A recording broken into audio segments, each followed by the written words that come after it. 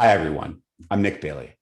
I'm one of the co-founders of From Day One, which is a forum on corporate values. We're very much looking forward to hosting today's webinar. Thank you so much for joining us. Before I do that, though, I wanted to share something special that we have for attendees of today's webinar.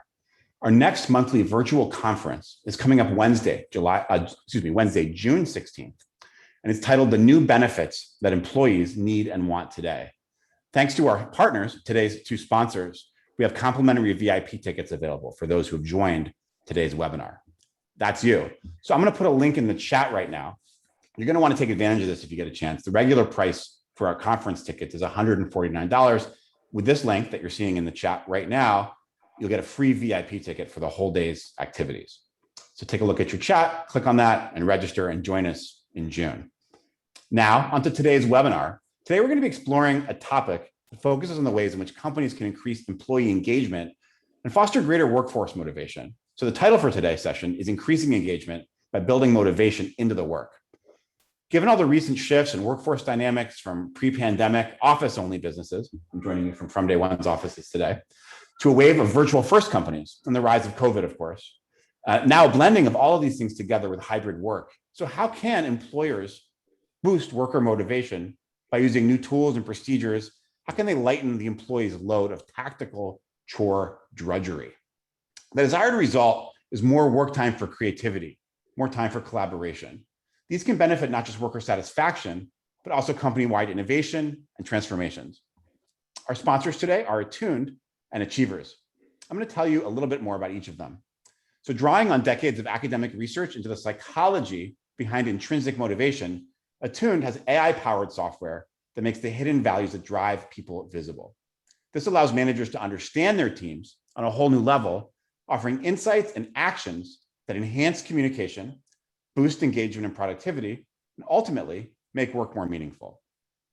Achievers, employee voice and recognition solutions, can bring your organization's values and strategy to life. You can activate employee participation, fueling a culture of performance to experience data-driven business results. Now, a few quick logistical items for today. Today's webinar is being recorded. You might have heard the recording in progress as you joined. So it'll be available on demand soon after the event. You can look out for an email that comes about 24 hours from now that'll have the link. That same email will also have info on how you can get professional development credits for the society. Those come from SHRM, as well as HRCI. Finally, you can look out for a written account of this conversation. That happens on our website, which is fromday1.co, FROMDAYONE.co. That's usually about a week from now. So 1 hour from now, we are going to have a Q&A session. You can submit your questions anytime, including right now at any point in the webinar. Just click that Q&A button. It's right at the bottom of your screen, and you can submit questions. Around the top of the hour, we'll start addressing those and posing those to the panel. So when you think of something, drop it into the Q&A. And lastly, I'd like to introduce our moderator of distinction, Lydia Dishman. She's a contributing editor for Fast Company. She covers topics like tech and leadership. She's written for CBS, MoneyWatch, Fortune, Popular Science, and the New York Times, among many, many others. It's a frequent collaborator with From Day One. Lydia, thanks so much for hosting today, and over to you. Thank you so much, Nick, and thanks everyone for joining us today. This is a timely topic, especially since I believe that we are mostly all flying by the seat of our pants, trying to figure out what the next chapter of work is going to look like. And as Nick was saying, motivation is a funny thing. There's intrinsic, there's extrinsic. We've heard a lot of things recently about, gamifying motivation. And basically what it comes down to is that it's different for all of us. The pandemic quarantine showed us just how necessary it's been to redefine what motivates people who are working remotely when there aren't such perks to motivation, if you will, such as stopping by the water cooler and having a chat, or having a communal lunch, or even the dreaded ping pong table. I think that people would love to get back to. But we know that highly motivated employees are more productive, and by that we mean that they're better problem solvers, they're more innovative, creative, and customer service focused, and that just makes good business sense. I've always thought that motivation is inexorably tied to engagement. So it's interesting to see that although we've seen productivity shoot up during the last 12 months, Gallup's recent poll indicates that 54% of workers are not engaged, which leads me to believe that despite every evidence, there's been a massive increase in coworkers connecting with each other. Something's missing to really motivate people. So, here to discuss this is a team of insightful experts that I'd like you all to meet. We've got a big panel today, so I'd like to go around the virtual room and ask you to introduce yourself, your work, especially how your workforce is distributed, and tell us briefly how you've personally stayed motivated over the last year. Laura, let's start with you. Thank you. Hi, everybody. I'm happy to be here today. My name is Laura, and I am a manager in HR at Dish Network, and I support our employee experience program. So this last year, that's included COVID and supporting our employees through this year, but it also includes employee engagement for Voice of the Employee and travel as well. One of the things that personally I've done to stay motivated is I've really concentrated on connecting to our mission this last year, because it can be hard when you are remote or hybrid to see how all the other pieces of the business are moving and stay connected to their accomplishments and understanding how you contribute to it. So I've made a pretty strong effort to stay connected to colleagues and peers and have those coffee chats, even virtually, about what's going on in their world. And that's made me feel very connected to my peers. That's awesome. Great context. And would you mind sharing how many people are on site versus working remotely?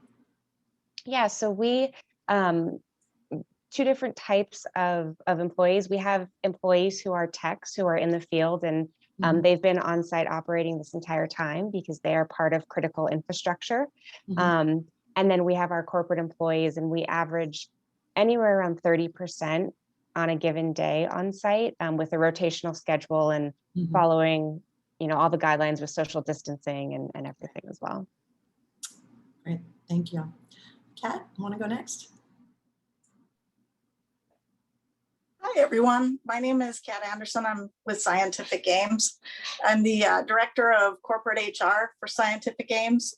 I drive forward a number of key initiatives around HR, as well as diversity, equity, and inclusion. Scientific Games, for many of you who may have not heard of us, we're an end-to-end gaming and lottery solution. We are based in Las Vegas, Nevada, and we have approximately 9,500 employees worldwide. And the products and services that we offer to our customers, it's a fully integrated portfolio of technology platforms, robust systems, engaging content. And we also offer a number of professional services and marketing solutions. So we have both on-site professional employees that work in everything from technology to administrative type services, as well as we have manufacturing and plant operations. And so we do a little combination of both. And with the pandemic this year, one of the biggest ways in which we stayed engaged and motivated is definitely increasing our connection and communication with one another. And I've also done that on a personal level as well. Through video chatting and... Well, very much so. Video chatting, engaging in social media, and a whole host of content that I normally would not have thought to access online, because normally it was available more in person. Yeah, absolutely. Thank you for that. Maribeth, how much you go next? Yeah, thanks, Lydia. Hi, everybody. My name is Maribeth Bearfield, and I am honored to be the CHRO at Bright Horizons. So at Bright Horizons, we are 34,000 employees globally.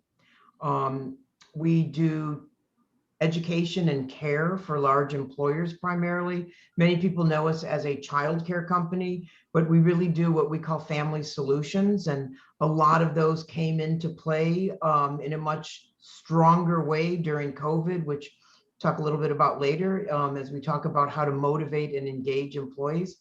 So as the head of HR and as somebody who is a really high extrovert and needs people, both Laura and Kat talked about connections, and that was really big for me and for us, Bright Horizons, as how do we continue to stay connected. And And how do we do that in a way that really makes people still feel like we're having those passing the hall conversations? I think one of the things I realized is how much time in a workday when I am in an office I spend away from my desk. And so now all of a sudden when I'm, living at work at home, that was really difficult for me. So one example of something that I did was every week I had a half-hour call and no agenda. You could come and ask anything. If there weren't questions, you just have to then listen to me and we would tell stories or whatever. And it just became kind of this informal way to stay connected. And it was interesting because there were people I learned more about that I would not have learned about if I had been in the office. So people who may have been more introverted, who now felt safer in this kind of platform. But I think, look, it was all about how do we keep people motivated, engaged, and connected. And I think we still have a ways to go. As we start to transition back into the offices in some ways, this is still going to continue to be key. I like that. It was like office hours with Professor Maribeth coming in, asking her anything. Diana, how about you go next? Hi, hello everybody. My name is Diana Joffrey and I'm based in Mexico City. I work for Colgate Palmolive. We have 2 sites in Mexico, the biggest plant for the Colgate world. So they have been working full nonstop since the beginning of the pandemic, and the site in Mexico City where we're still in home office. So I will say that this has been very exciting times for HR. So that keeps me motivated every day. We have reinvented everything we do, the way we engage with people, the way we communicate. And I think at the end of the day, I will say that even though it's been tough, we have been able to reach more people at in a very small space of time and engage the families. I think that that's very important, at least in Latin America. It's very important how we engage with the family. And just to give you an example, the Christmas party, for example, we did it all virtually, but we managed to involve the kids, the grandparents, and everybody was taking pictures and sending it to our hashtag. So again, I think as everybody has said, engaging and communicating with people has been very important and will continue to be important, especially in informal gatherings. Well, my hat is off to you for saying that these are exciting times. It's just, that's a great way to put it. We have to motivate ourselves. Absolutely. Windsor, how about you go next? Thanks, Lydia. Hi, everyone. I'm Windsor Giblin. I work for Richemont. It's a luxury group. We have about 30,000 people that work for us worldwide. Here in the United States, we actually just integrated Latin America during COVID, which was quite exciting. So now we're actually Richemont Americas, which is exciting for our group. I've been in Dallas for 3 years. Before that, I worked for Richemont in our New York office, supporting one of our maisons. And my role here is really supporting the operations. So I support all of distribution and logistics, international trade, all of our e-commerce, and our watchmakers. So something that a lot of people don't realize is that people still make watches. Sometimes I have that question, and yes, there's a person behind it, not a machine. So it's quite an exciting experience for my employees, because I have 3 very different sites. Mm-hmm. I have artisans, I have people that talk on the phone all day, and then I have people that are picking and packing boxes. So the way that we engage them and motivate them, kind of what Lydia said with intrinsic motivation, is quite different for all of my employees. And something that kept things a little bit more interesting this year is that they were all considered essential businesses, and we didn't close any of our sites. So making sure that I was there for everyone, as I was kind of combating COVID awareness myself, getting our people motivated and feeling important and special, and most importantly cared for during, a very hard time was my #1 goal and priority. I know, Lydia, something you asked us to share is, how we motivated ourselves. And I have to say, I think the first few weeks, you kind of just forget about yourself personally, and you have to dig yourself into work and try to make sure that you get that satisfaction from helping others, and then kind of intrinsically. It helps you figure things out for yourself. I think motivation this year was especially difficult, not only with COVID, but kind of compounded with, George Floyd's death and all the aftermath with social injustice.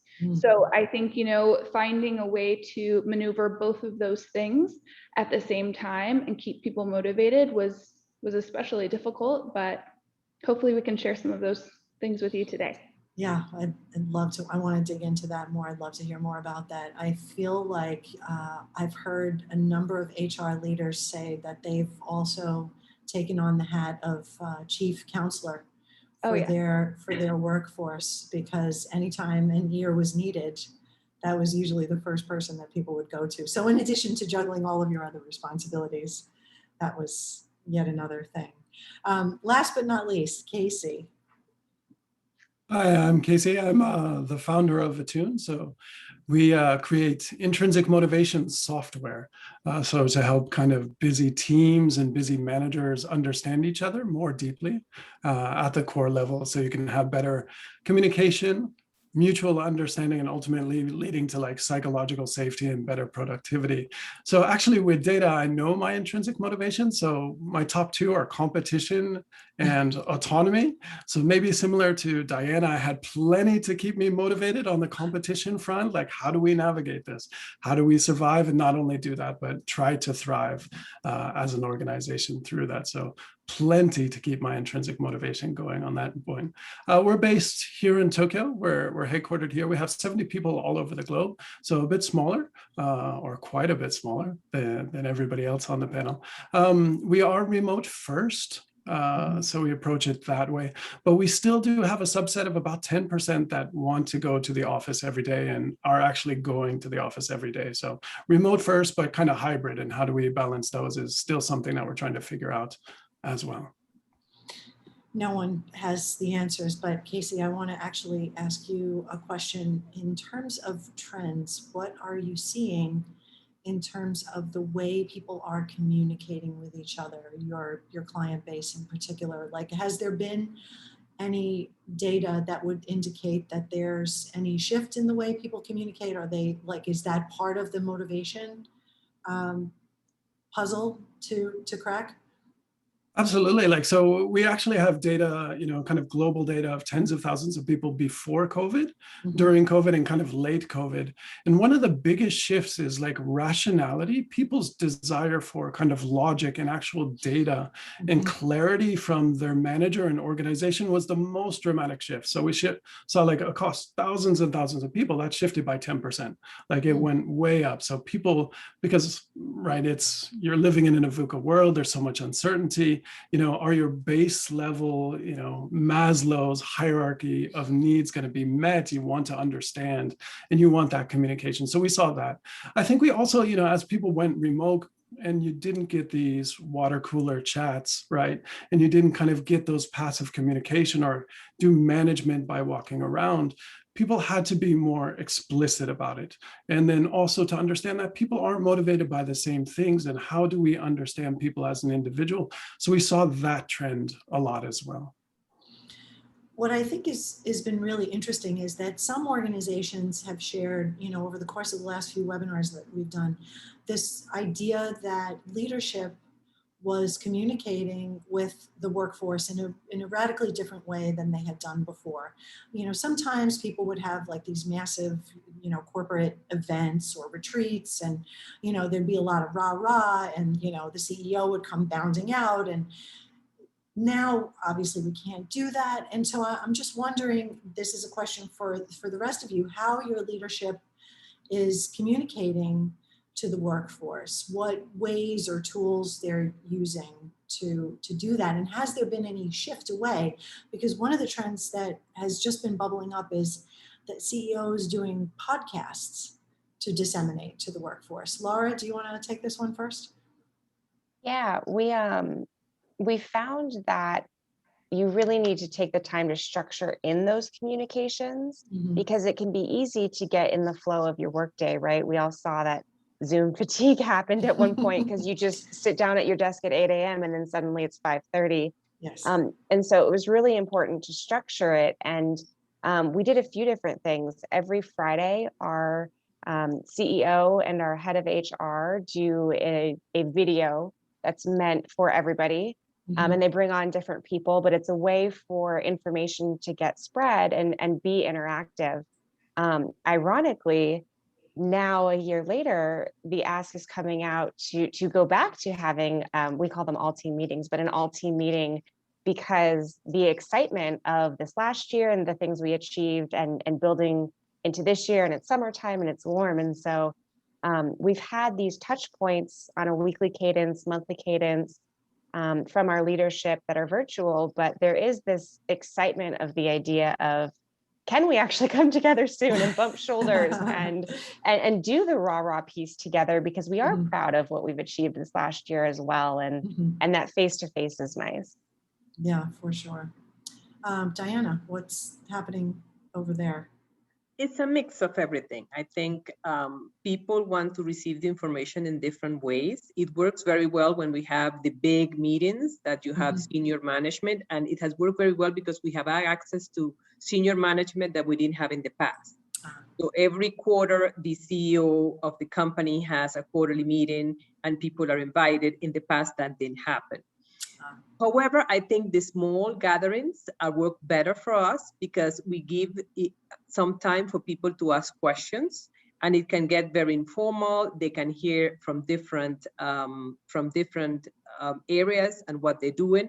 Also, we have done like small success stories, like capsules to let people know what's working and what's not working, and listening sessions. I think that's where we get the pulse of the organization, how they're doing, what we need to do differently. So I guess you have to mix it up because different people want different ways of communications.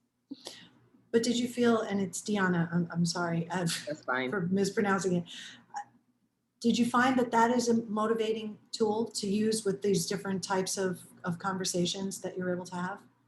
Yes, because people want the managers to listen to them and to listen to the concerns.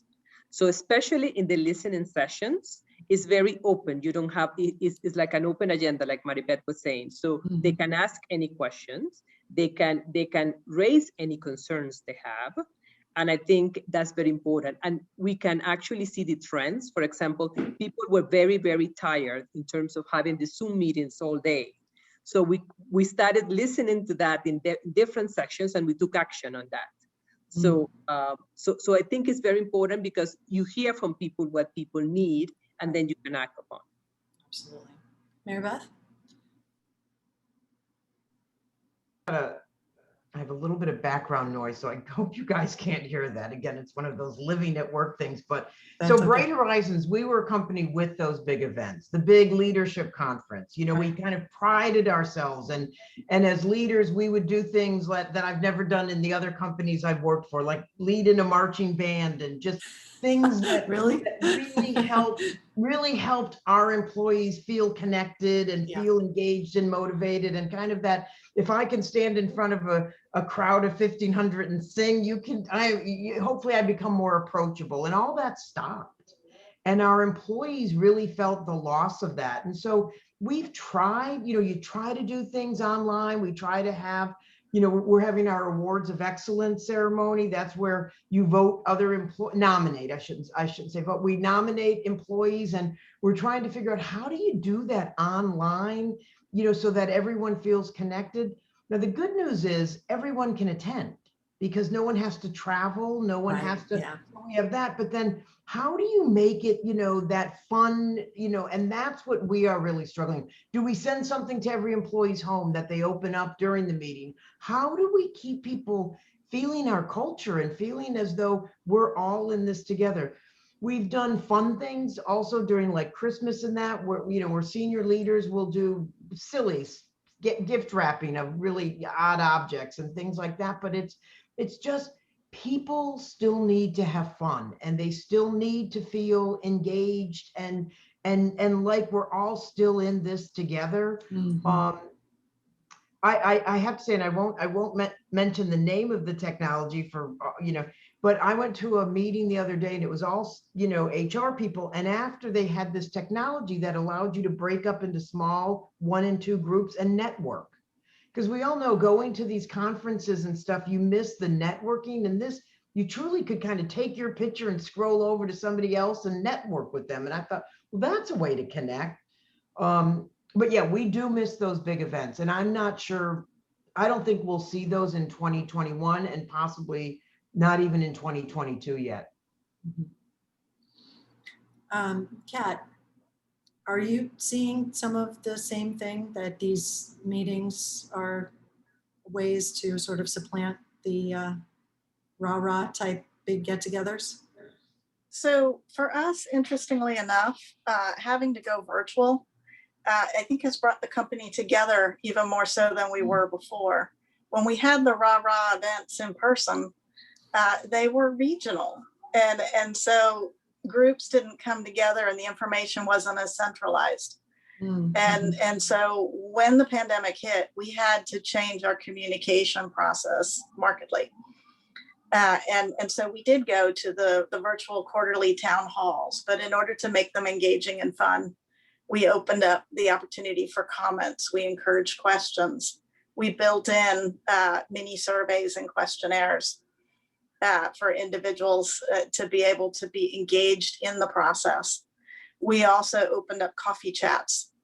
So as situations were arising through the pandemic that was changing the way people work, our leaders would actually be the moderator or the person that would facilitate the discussion. And it would be groups of 10 to 12. We would essentially create as many as we had people who signed up. And there were 2 advantages to that. One was employees started to get to know one another from offices throughout the world. And 2, they also got to know their leadership a little bit better because it was the leaders taking in the information that was being shared. And we've expanded our use of communication tools. As you said, Zoom fatigue, video chat fatigue, it's very real. Yeah. So we use other tools. We use things like Yammer. We use Teams. Email is still a tool that we engage with. People do love a to load Monday it, minute. but it's still effective. Exactly. We do a Monday Minute where we video 60 seconds of everything that an employee needs to know for that week. And then it's in their inbox when they come in on Monday mornings, and they can get in on their own when time is available, just sit down and find out what the highlights are. And so we've tried to get as creative as we can over this past year and a half to keep that communication and that engagement going on a virtual sense. Windsor, same question, but slightly different angle. Do you find that because it is such a large global organization, that scheduled meetings are more motivating for people to like actually attend, or does leadership do something else? That's an interesting question, because we were just talking about how do we give ourselves a little bit of freedom to step away and not have so many meetings. I think that one negative from having us all at a distance, if you will, and we did something similar to Laura as we did it together at distance on Fridays, TAD Talks. And it was really wonderful. But I think, as we start to communicate, not only the leadership, but also peers, and everyone kind of just gravitated towards Zooms because they need that connection, which makes a lot of sense. I think there is a little bit of fatigue and tiredness that goes along with it. So I think it's being able to navigate, when do we need to have kind of these in-person visual meetings, and when can we kind of step away and have meetings either in shorter time spans, maybe 30-minute pocket here, 30-minute pocket there, or even 15-minute quick touch bases, and trying to kind of re-navigate our minds around having that space that we normally would have if we were in an office setting. One thing that we are doing is we thought it was a little bit too difficult to say, all right, we're having no Zoom Wednesdays, right? Because there's always going to be something that pops up where you have to be on a Zoom on a Wednesday. So the leadership team here in Dallas made a decision to do GSD blocks. If you haven't heard of a GSD block, it's get shit done. Sorry for the cussing. No, And so just giving everyone the freedom to have a GSD block for a few hours every week, and we respect that time. And that way you can feel like you can be present and really available for your teams outside of that block during the week for either in-person meetings, Zoom meetings, or whatever you need to do. Does that answer your question? Yes, absolutely. Absolutely. We're at the half-hour mark, so we have to take a quick break and flip it over to Nick briefly. Hi, everyone. I just wanted to remind anyone that joined our webinar in midstream, maybe didn't catch the opening, that this is increasing engagement by building motivation into the work. And our sponsors today are Attuned and Achievers. One quick reminder is you can submit your questions at any time. We will answer as many questions as we can during the Q&A session. So at the bottom of your screen, look for the Q&A button, get your questions in now, so you'll have a chance for Lydia to pose those to the panel at the top of the hour. And as another reminder, thanks to those sponsors, we have an opportunity for you to get a free comp ticket to our June virtual conference. And I'll throw that link into the chat right now. Thanks again, and back to you, Lydia. Thank you. Okay, I have so many questions.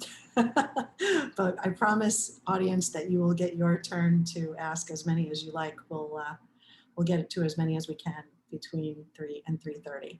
In the meantime, I'm thinking about professional development because I feel like, when we're talking about motivation, there's certainly a segment, if you will, of the workforce that is very motivated by how they can move up the ladder in their workplace or move out of that workplace and go to another one and just keep growing in their career.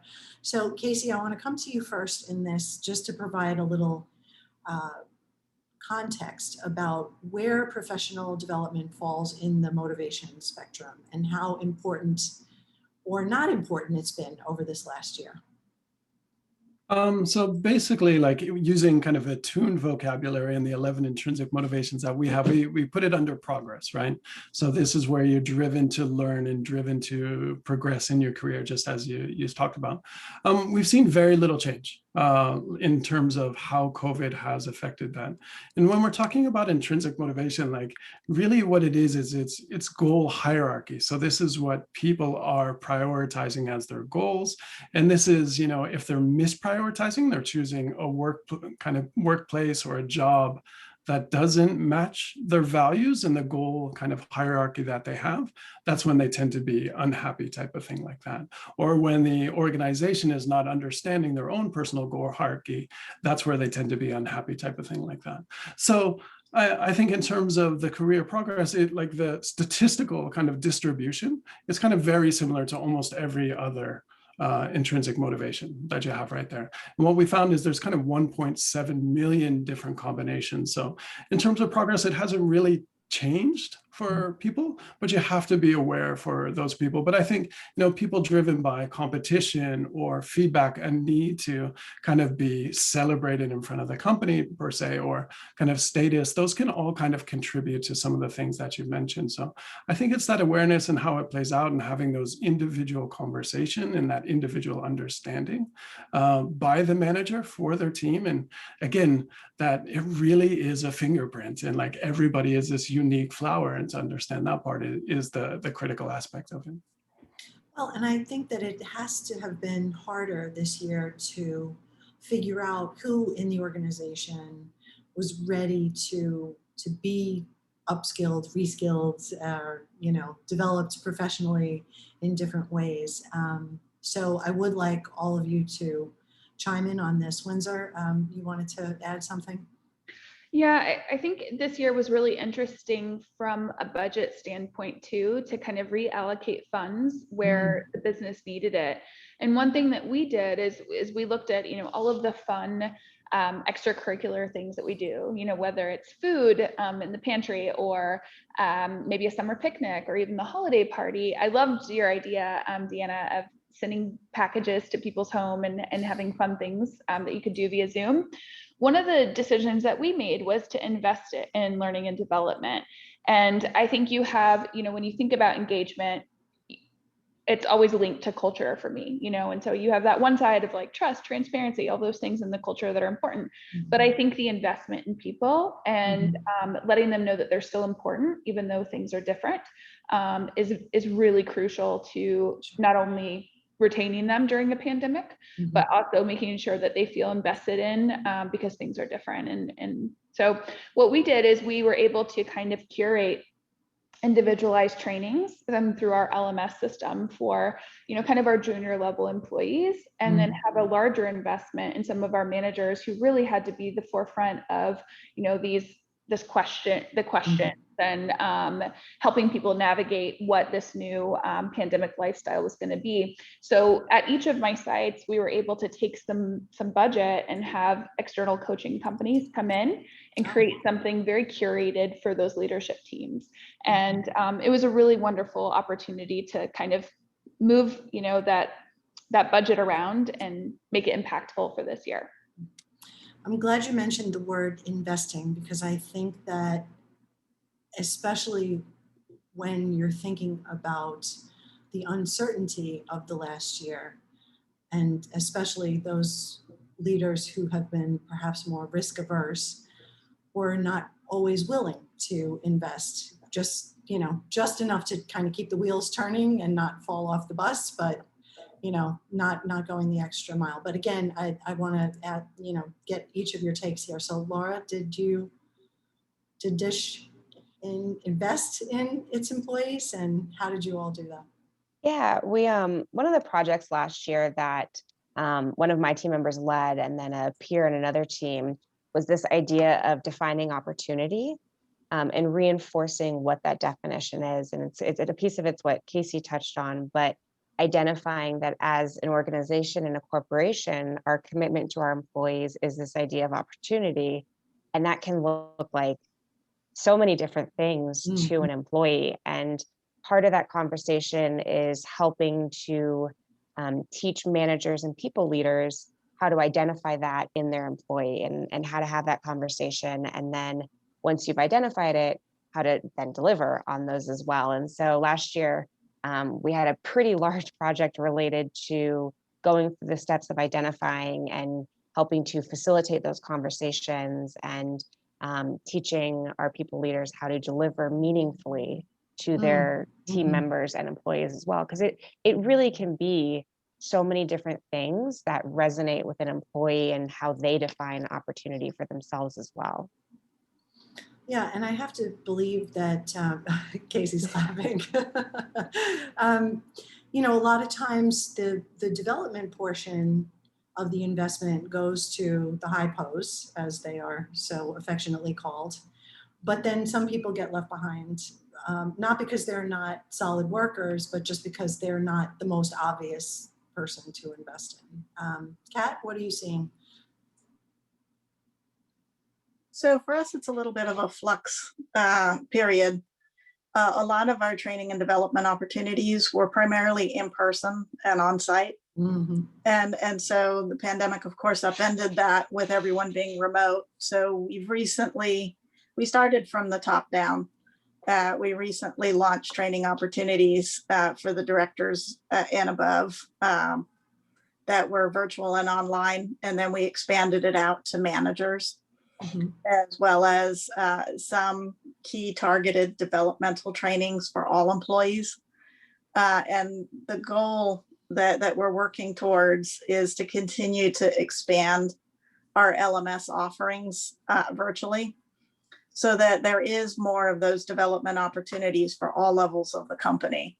We had much of that for in-person training, but now that we've primarily shifted, and so many are working remotely, in order to continue that, it's required us to revamp, in essence, how we offer that development.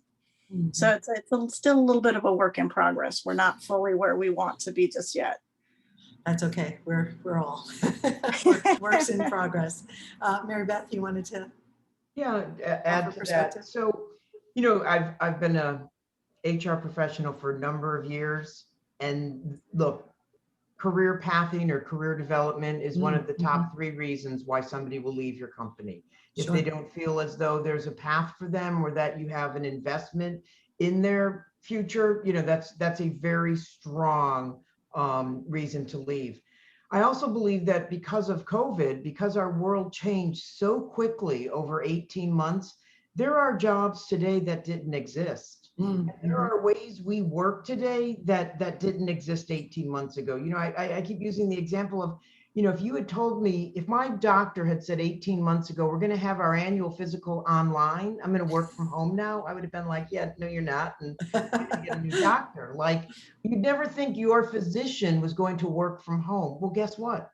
They're working from home, and we're doing, you know, the other was newscasters. Who ever thought a newscaster could do their job from home?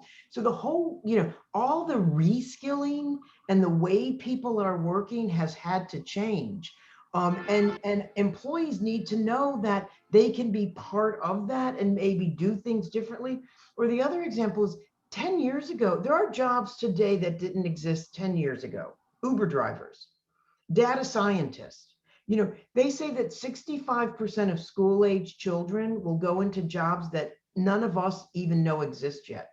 So you go, we have to be on the forefront of education, not just for children and school-age children, etc., but for adults as well, because the world is just quickly, you know, moving forward.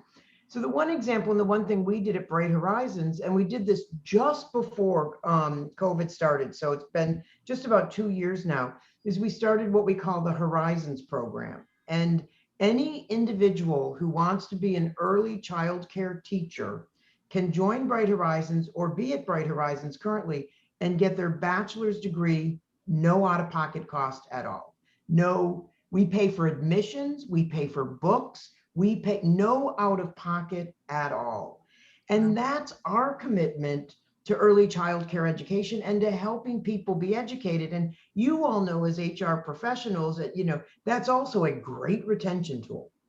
And you know, we have one of our other services is Ed Assist. And so it's to help companies do that. And so we basically said to our Ed Assist business, we want to do this.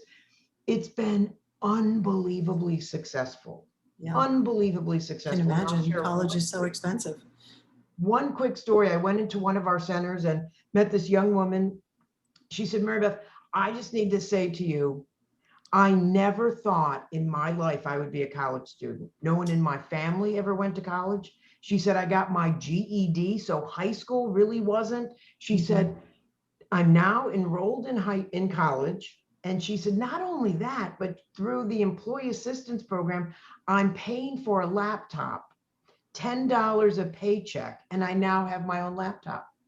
And she said, those 2 things have changed the course of my life. And her commitment to her employer is also pretty strong. But more than that, it's her life track, her career path has truly been impacted. And that's what it's all about. Yeah, absolutely. I mean, what bigger investment is there than picking up the tab for the college education, which is, even at a state school, we know, very expensive. So anyway, last but not least, Deanna. We have spent a lot of time working on digital transformation and digital education, not only for the commercial area, but for all the areas, for HR, for supply chain, for IT.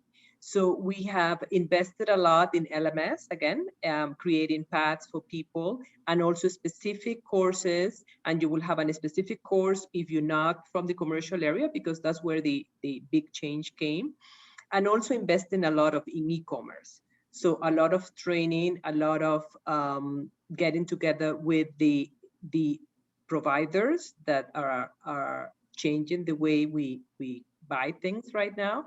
So I think it's very important to continue to invest and continue to support that continuous learning of the organization.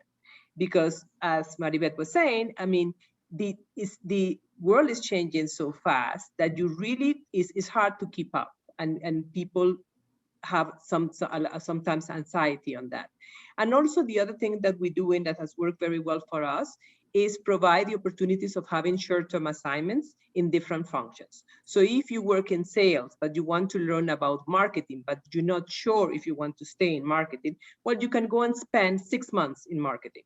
You can check it out, see if you like it. And then if you don't, you can just go back, take the experience and be a better salesperson, or vice versa. And we do that across all functions, and that has worked very, very well for us.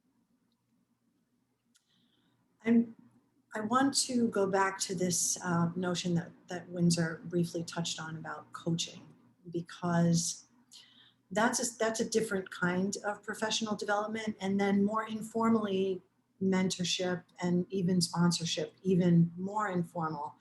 Casey, you are my go-to for setting context here. So again, similar question, what role do those particular components play in motivating employees, and has there been any shift towards, needing more over the course of the last 12 months? Yeah, certainly. I think I think part of what it's doing is delivering humanity at scale, right? Like when you're coaching and you're mentoring, you're understanding that other individual. It's a one-to-one thing. You're seeing them as a person. You're trying to craft or open doors or help them unlock or move out blockers from that. So, in terms of tech and kind of working with like different integrations with large companies that we work with, there's a lot of kind of virtual one-on-one platforms and one-on-ones themselves, and how to deliver those and the quality of those. We've seen a lot of investment on that side. So I think really it's about, again, humanity and understanding that individual. So is it more formal on the coaching side, or are you creating like a mentoring program informally where people can choose themselves, or is it an onboarding buddy type of thing like that? I think certainly those have been thought out a lot more. There's more investment, maybe some of that fund budget as well gets thrown over to coaching. And certainly that connects back to leader kind of development and career development too. Well, and I'm also thinking about, I'm glad you said humanity, because I think the word that I keep hearing throughout this past year is empathy, and how you get more of it when you're having these virtual interactions, which can be a little weird and awkward, to be fair. I mean, I'm used to sitting in front of a Zoom screen, but there is that sort of separation that, can you really connect, and what does it really mean to be empathetic? And so have any of your organizations implemented training for soft skills versus what you need to actually do the work, which obviously those things go hand in hand. Anybody want to take that one on? Soft skill training? Go ahead, Laura. Windsor, go ahead. Oh, sorry. One thing that we did is we talk about EQ a lot, and it kind of is a little bit of a soft skill, but then sometimes it's a fine line, right? Because it really impacts people's thought process, but then their decision making and how they coach people, but also how they mentor their teams and how they run a business. And so I think, some of our priorities have really been around EQ. We just launched a training called Your Impact on Others. And a lot of it was very thought-provoking, just to kind of do some internal reflection on things that we can change about ourselves to be able to be a stronger impact on others. And I think because of this new Zoom world that we're in, and I have a fine line of, I work from home a few days, but I really go into the office a lot. It's finding those small little conversation starters where you can kind of learn what motivates someone, what keeps them engaged, and then be able to impact them based on what you find out in those little tidbits of conversations. And that's how we've made a lot of business decisions too, through focus groups, through coffee and chats, like some of you had mentioned, and being able to find ways to kind of engage everyone and what those impacts could possibly be.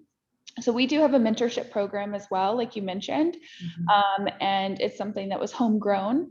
But another thing that we did to kind of empower our employees was we allowed them to kind of create a business improvement committee, and it's employee run and allows them, whether they have a small budget to play with or a big budget to play with, to be able to seek out what's important to their peers and to the people that are actually making our business perform and function, and being able to make small impacts along the way, even if it's, something small, like, I don't know, making sure there's always toilet paper in the bathroom, or that's the butterfly effect right there.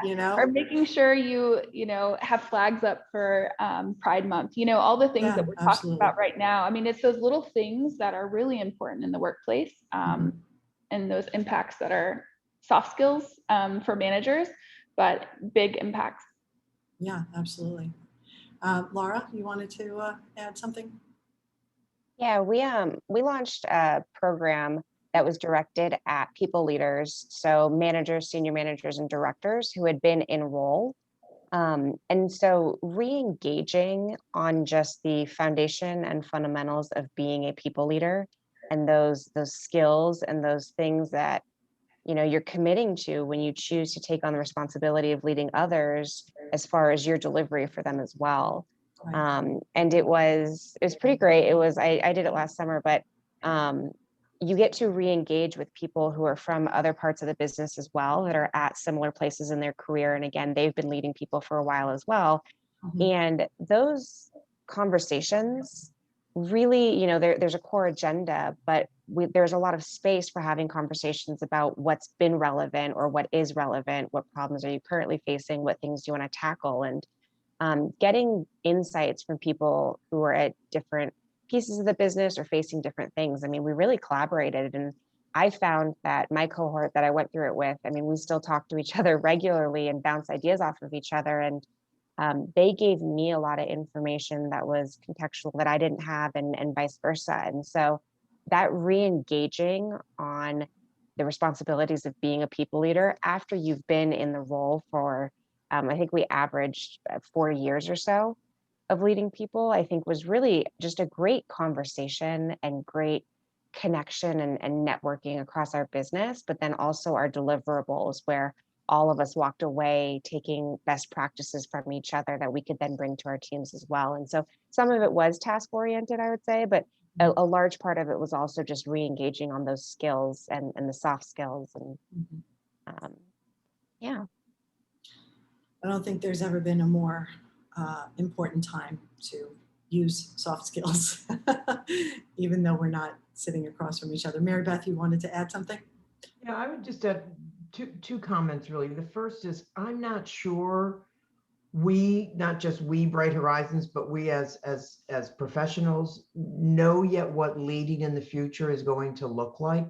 I think we are going to have very hybrid kinds of workplaces. And I know right now we have managers who are saying, I need everyone in the office. And we have other managers saying everyone can work from wherever they want. And I think we're going to have to help our employees and our managers and our leaders know how to manage in a very different kind of environment. I also think one of the things we did over the summer when all the racial unrest started is we started this. Sometimes, well, before I say, sometimes things are so simple that they work. We started this call called Race in America, and we had, by the end of the summer, we had reached thousands of employees. So all of a sudden, these calls are 500, 600 employees who are there either to listen or just to tell their personal story. And again, it was kind of like that 30-minute, I did, but it was just this, and we did them all at all different times of the day and night so that it was advantageous for anyone. And I think as leaders, we heard stories that truly surprised us. Wow. Really surprised, because think about it, we have childcare teachers across the country, actually across the world, but this was US based, across the country, living in high, urban areas where they're going to work around riots, and they're going to work and getting yelled and screamed at. And so having that forum for people to just come together and speak was really, really important. And was that facilitated? I'm sorry for interrupting, but those were facilitated conversations or?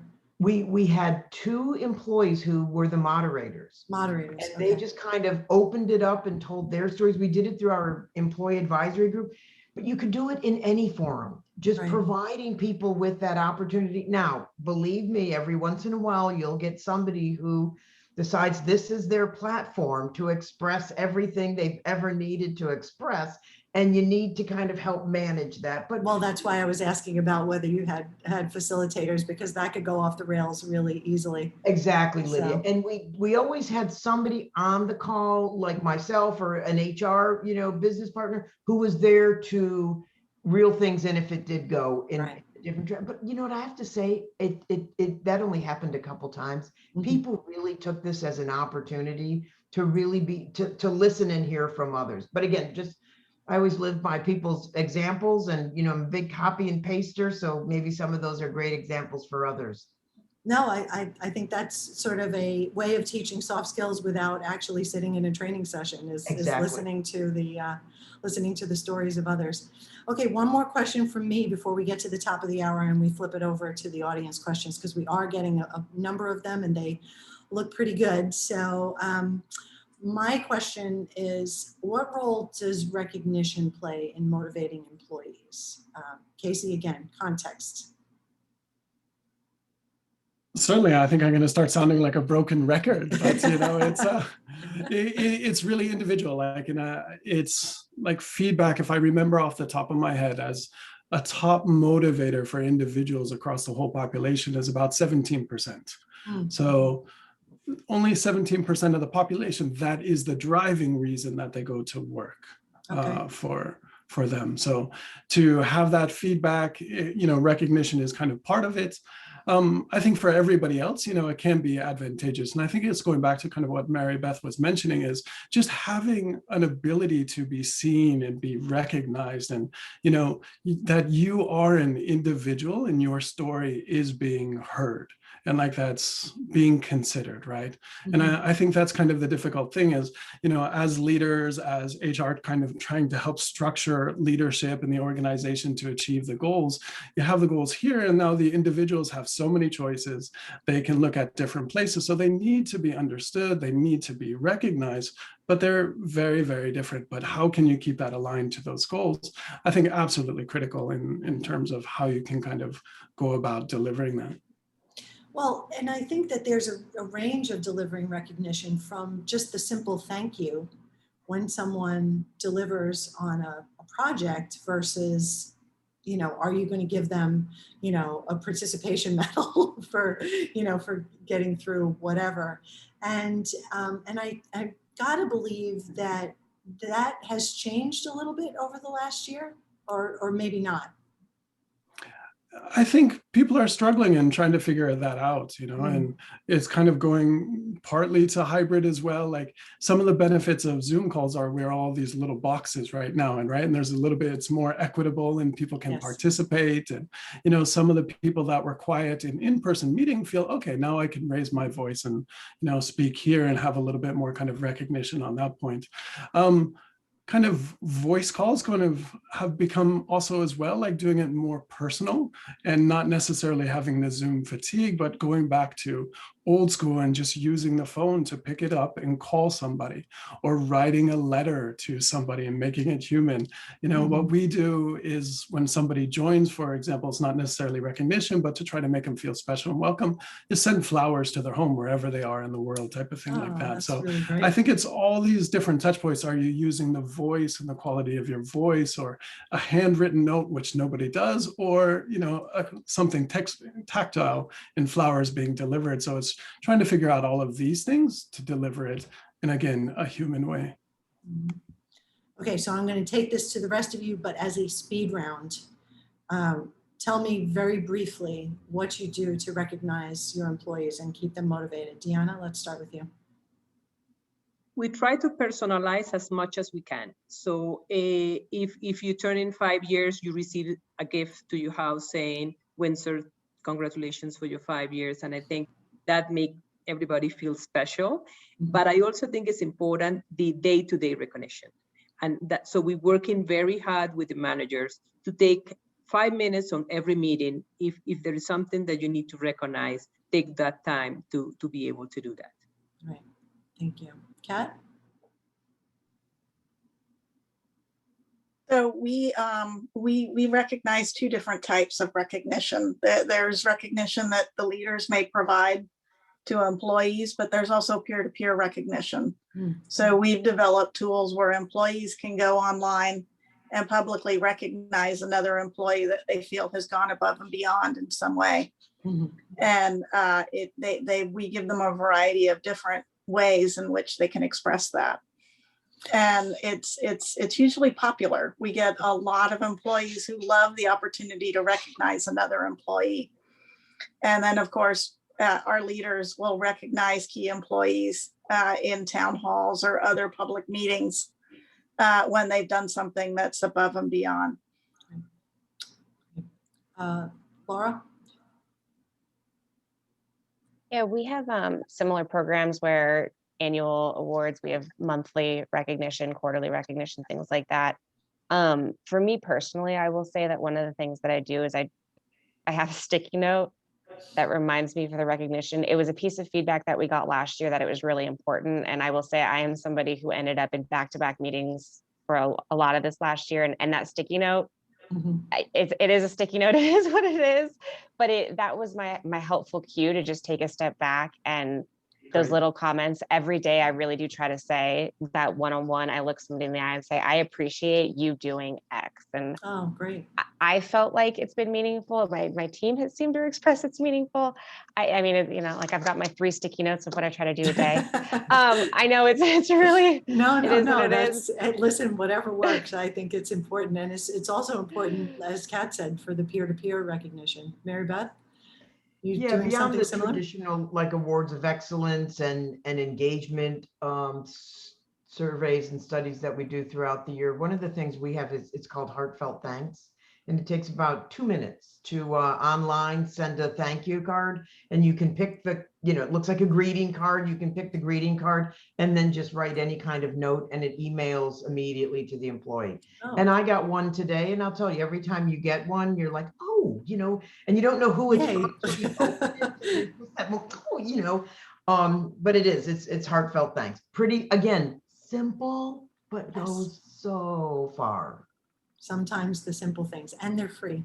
And they're free. Windsor, last one.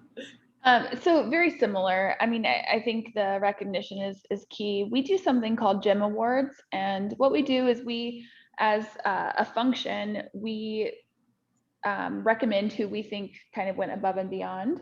And then what we do as an organization is we have our top 2 people to vote on, and we let the entire organization choose for each function. And so it kind of gets, and there's a little story involved. And then we create a very nice dinner, and the CEO comes and takes them to dinner, basically. Nice. And that's something that has been really well received.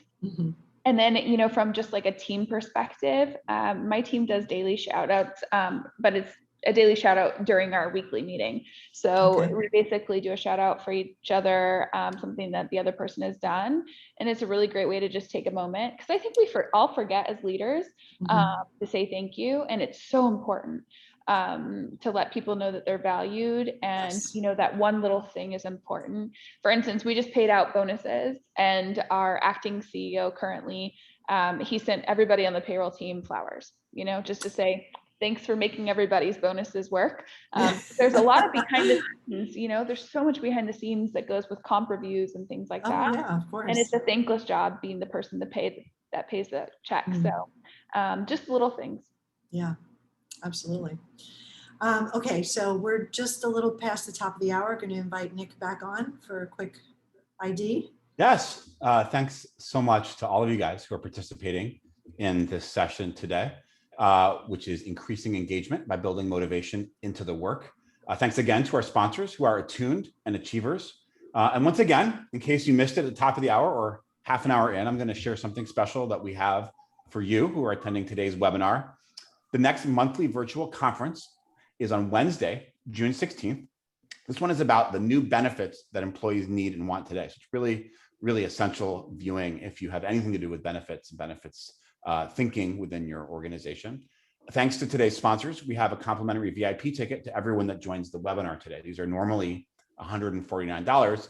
So you definitely want to take advantage of this, grab one while you can. I'm placing that link in the chat one more time. There's always a lot of questions, again, about when this discussion will be available as an on-demand video. The answer to that question, which we get all the time, is very soon. That link will be in the email that you get tomorrow. And that email is also going to have your SHRM and HRCI PDC credit info and the numbers that you'll need for that. So with all that out of the way, we are going to be taking some questions from the audience. We have a few already, but if you have something that you're thinking of, just click the Q&A button at the bottom of your Zoom client, and Lydia will get to them right away. Lydia, back to you. We're getting a lot of good questions, and one of them is actually one that I had on deck to ask you anyway, so I'm going to lead with that one. Thank you to whomever put this one in. They wish to remain anonymous, but how do you measure motivation on your team? Are there ways to figure out if your efforts are having a tangible effect on business metrics? So thank you, attendee, for asking this one. We're going to do another speed round. What are the tools you're using to measure motivation? Are there ways to figure out if they're having a tangible effect on business metrics? So, Deanna, start us off. We're doing poll surveys, and they are becoming more frequently, like every 2 months, so we can check specifically what's working and what's not, and also the listening sessions. We ask people what's happening, and if you see a theme that is coming up, then again, that's the area you should focus on. Okay. Windsor, measuring motivation, how does it have impact on business metrics? Measuring motivation. Sorry, I thought I was going to answer the same question. I'm like, I guess it's just a little bit different. I think we use culture engagement as well, and the one thing that someone told me one time is you always want to make sure that you use the same questions for your engagement surveys, because you can't measure how you've improved if you change around the engagement survey. So that's just one tip for you guys. But I think how you measure it is to make goals as a team, and if there's one target area, pick your 2 biggest target areas and then try to implement change through those things. And so you can do it through focus groups, you can do it through coffee and chats. You can actually assign a group to take different motivation factors. But I think it's really targeting the areas that come up on the engagement survey and making sure that you can kind of target your biggest things. But you also want to focus on your strengths. That's one thing that companies forget to do. You always target the bad things, but it's important to look at the things that scored really well and make sure that your business continues to work on those things and continue, good stuff too. Laura, measuring motivation, impact on business metrics.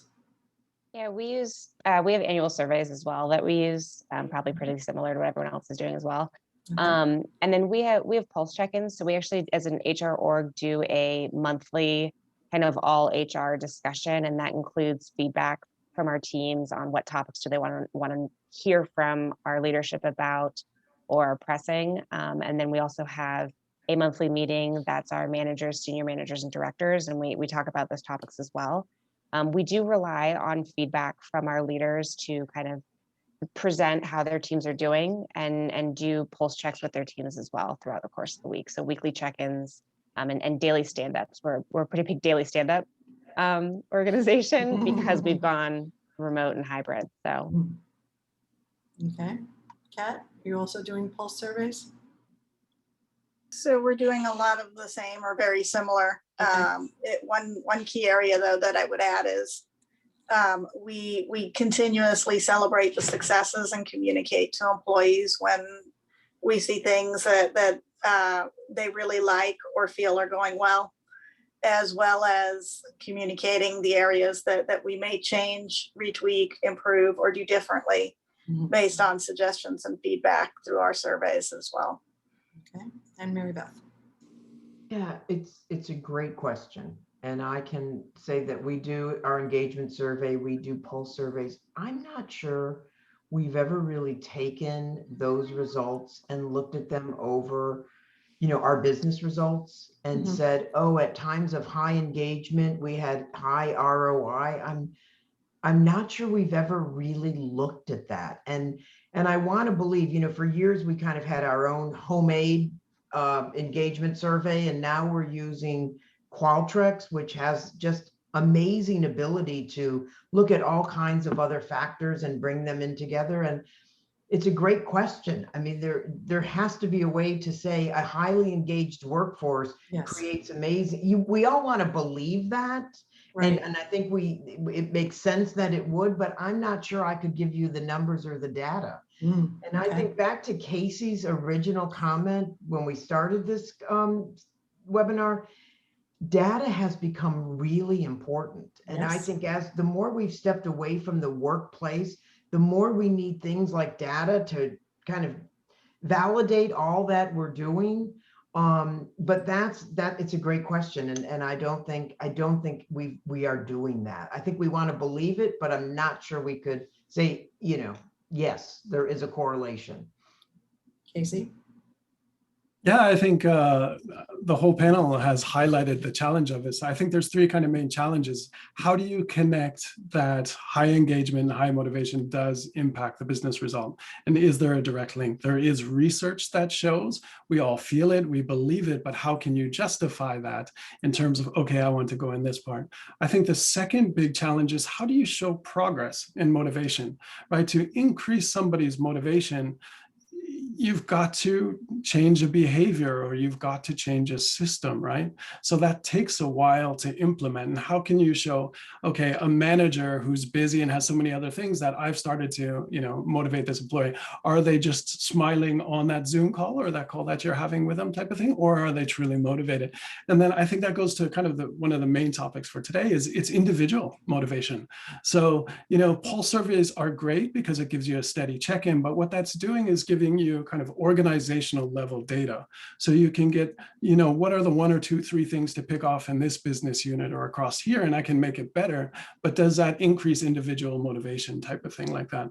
So I think what we ultimately want to start measuring, and like the metric I'd love to put out there is psychological safety. So like, what is the level of psychological safety? And it's a team-based concept to measure that in the team. And then you can progress over it over this pulse survey, whether it's 2 weeks or over a month. And now are we increasing that? And that creates inclusivity. It creates, you know, the ability to have kind of more creativity as well and innovation. So I think you can get those kind of tighter business results if you start measuring and focusing on psychological safety. Don't go away yet, because this is somewhat related. What are you seeing over the past year in terms of sources of motivations, like the one you track? Are people more motivated by purpose or family after going through the events of the past year? Have you seen anything with those results? Yeah, so like it's changes. And like, so the heart of motivation, as I mentioned earlier, is goal hierarchy, right? Mm-hmm. So what goals do you set and what are the most important ones for you? And the connection there are your values. So what do you value as a person? And what is most important leads to what goals that you set. And like values are generally learned. So it's a learned thing from our environments and stuff. And they're learned as we grow up, as we go into the workforce, as we join new organizations or new environments, we learn those values. So it's external that is teaching these values. So COVID was a massive external event, obviously. So everybody, like you said, they looked inside, what is most important to me? So is it family and those type of things? And yeah, there was a lot of realignment. I think that's why you see like over 50% of people are thinking about changing their jobs right now is, okay, the choice that I made, when I really looked deeply and I had that time to reflect, and I think everybody's really reflected, okay, what I've chosen doesn't really match my pure goals and the deep values I have. So there's been a big shift. You know, I think in terms of the word we use is rationality is very high, kinds of needs for that. Competition and innovation have generally dropped, you know, where those kind of typical things about going out into the workforce. And I think you can kind of extrapolate is like, okay, I don't need to charge forward in my career as much before. There are more important things that give me happiness. And this comes from the shift that we all had externally. Mm-hmm. I would like to share. Yeah, that, absolutely. For example, in Mexico, we were, because it's the biggest plant of Colgate outside the US, we were producing soaps during the COVID for the OMS, and people felt so proud about that. And that really motivated people. And those are we will get questions in every gathering of how the donations are doing, how is the manufacturing of the soap doing, who are getting benefits. And I think when people are connected with a higher purpose than what they have on the day-to-day, that's really a big source of motivation.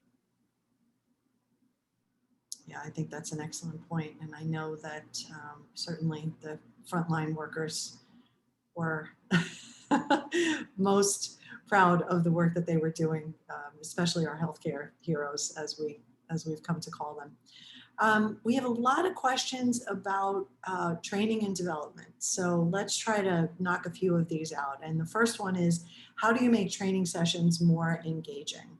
And I'm guessing that they mean because they're virtual. So if anyone has any thoughts, please raise your hand. I'm happy to share. Oh, sorry. Oh, wow, we got a lot of hands. Okay. Take it away. So what we do is we someone mentioned the breakout groups, and I think it's just changing up, if you're doing something virtually, to do something different, like do a breakout session where you're all meeting together and then put a few people out and drive that dialogue. I also think it's having different people facilitate too. And, not your typical person that is always the speaker asking other people to share. Mm-hmm. And then also making sure that the topics that you're training on are relevant. There are a lot of things that we don't need right now. So I think making sure that the topics are relevant and impactful and important to people.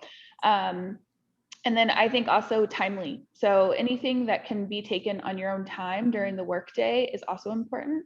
The flexibility of recording sessions to where you can replay them when it makes sense for you has been really impactful for us, because we find that, we'll put a training session on at 2 p.m. and that's when everybody else's meetings are on.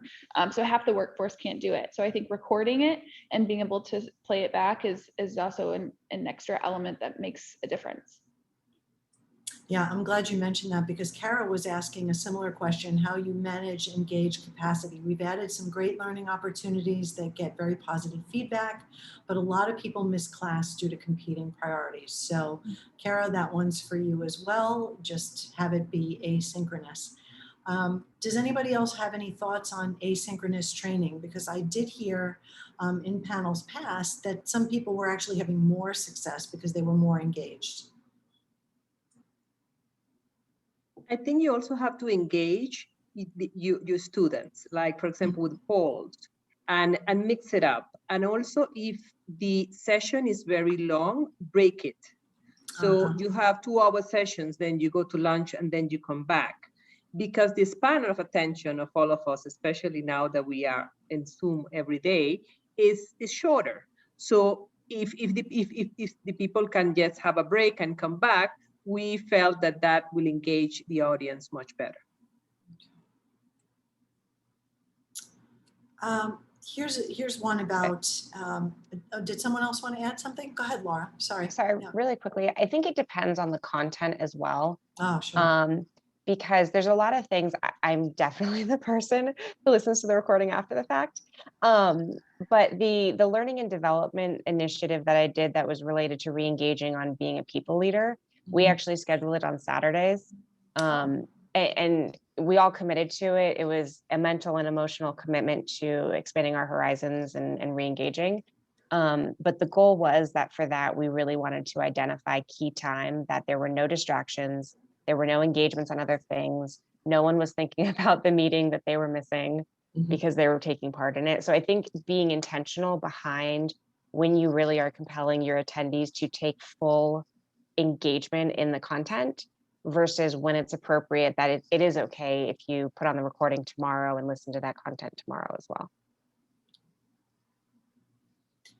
This question was about the investment in developing employees. Did you run into budget challenges? And this is for everyone really.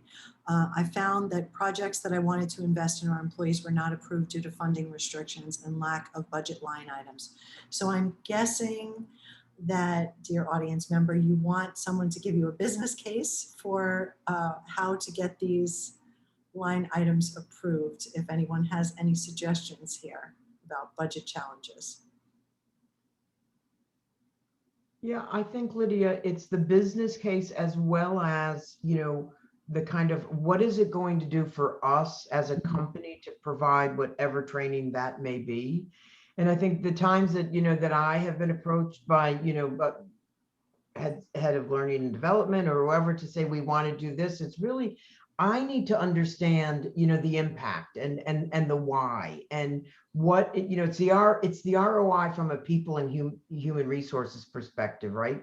Before we invest in it. Also to know that everything has been looked at. Like, okay, I hear what you're saying that we want to do training in this, but is there something else we ought to be doing as well, or some other way we should be? So, you always want to know that this has been very well thought out. It's been very well thought out, that you've looked at all options and opportunities and how the impact it's going to have to the employees. I also love when someone's thinking a couple steps ahead, like thinking about in 2022, what do we need this to look like? Is this still going to, and, just having that kind of thinking. Well, couldn't you argue that retention numbers would speak for the business case? Absolutely. Yeah. Absolutely. But you need to demonstrate why that particular subject or topic is going to do that. Ah, okay. So good advice there. Yeah. Now, there are sometimes you can take information from the engagement surveys, from the surveys that are being done to know what employees are looking for and what kinds of things they'd like. But again, it's the relevance. Ilyasha, I believe that's how you pronounce your name. Forgive me if I'm making a mistake. Asks, do you ask how people want to be celebrated? We ask this in our orientation process. So I'm guessing this is in terms of recognition. Does anyone ask the workforce before celebrating people, or is that sort of a trickle down thing from leadership at how you're recognizing and celebrating employees? Well, Yeah, we have tried different things. We don't ask, but we do ask if this works or not. And we have changed it over the years. So maybe we will do a birthday celebration with everybody, or maybe we will do something, we send something to their home. So you have to match it. It's very difficult, especially if you have a big workforce to ask everybody. But I think you have to be changing it, and a very quick survey will let you know what works and what not. Yeah, I was going to say the same thing. To ask, you may get 100 ideas. And you're going to go, oh my gosh, now what do we do? So instead, we try to get a sense of what we think people would like, and then survey afterwards. And survey in a way that we really get back. People feel comfortable saying, that was the worst event we've ever had, or whatever, so that we know, take it in another direction, especially during COVID, because we didn't know. We didn't know what was working well or not working well. So continue to keep asking people. Would love to know best practices for virtual onboarding. I know we didn't touch on this, but that sort of sets the stage for employee motivation, doesn't it? It's like, and especially if we're not able to walk through an actual door, how does that work? Anyone have some recommendations and suggestions? I think making sure all their resources are available for them on their first day is probably the best first step. But no, I think, writing either a handwritten message along with resources that you're sending, whether it's a laptop or a cell phone or whatever, at least some kind of welcome note is really important. Something we do is we have a template that we share with all of our managers, and we have them introduce the newcomer to their team or even an expanded team, which kind of helps build that camaraderie. You could send lunch to their home on their first day, and make sure that you schedule it to where, you know, you can have multiple people from the team, or even it's just you and that individual having lunch together.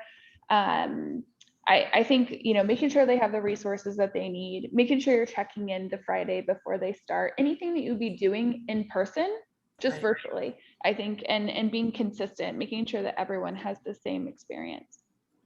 Kat, you wanted to add something? So having the equipment ready on day one is definitely an important step. We also encourage the leaders to make sure that they schedule group meetings with the teams, assign a virtual buddy, if you will, within the team that can help answer any questions or help them essentially become comfortable with their team and their new job. HR will schedule a touch base just to say hi, so they have a face with the name. Mhm. And our benefits team does the same thing. They do a virtual connection. And what we're hoping to do over time is some of these messages that we would deliver in person, we can record them and upload them to part of their onboarding process when they fill the paperwork out online. But in the absence of that right now, we're still trying to do it via webinar or in-person office through that first week. And then usually about a month into it, I'll reach out and check in with that employee just to kind of see if there's anything remaining that they're not sure of, they'd like to know more about, and be sure that they feel a sense of connection. Yeah. It's got to be difficult. Like, you sort of took for granted all these years that you could learn by osmosis in that first week. But Laura, you wanted to add some best practices there? Yeah, we actually, as part of the onboarding survey of how was your first week, how was your onboarding experience, we created automatic processes where, let's say there's 10 questions and the first 2 are, do you have all your equipment? Which we all know how big a question that is. Basic stuff. Basic things, but sometimes, unfortunately, they Yeah. get missed. And depending on the question, we have an automatic cadence where if an employee responds to question number 1 about the equipment they're missing, it automatically goes to the appropriate person so they can action it right away.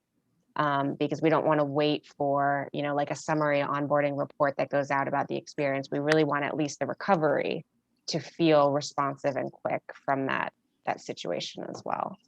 Sure, that's very helpful feeling. Casey, in addition to bouquet of flowers, what?